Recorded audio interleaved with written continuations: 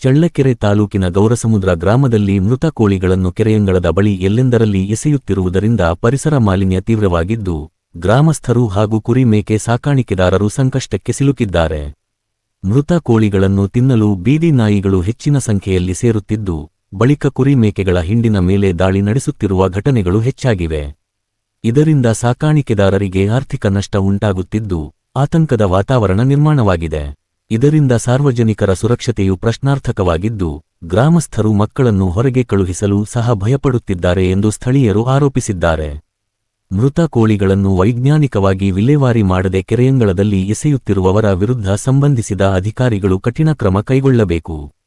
ಸ್ಥಳ ಪರಿಶೀಲನೆ ನಡೆಸಿ ಬೀದಿ ನಾಯಿಗಳ ಹಾವಳಿ ನಿಯಂತ್ರಣಕ್ಕೆ ತುರ್ತು ಕ್ರಮ ಜರುಗಿಸಬೇಕು ಎಂದು ಗ್ರಾಮಸ್ಥರು ಒತ್ತಾಯಿಸಿದ್ದಾರೆ.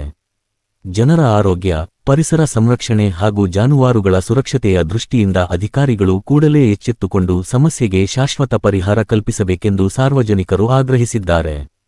ಜನಧ್ವನಿ ನ್ಯೂಸ್, ಜನರ ಧ್ವನಿಗೆ ನಿಮ್ಮ ಧ್ವನಿ.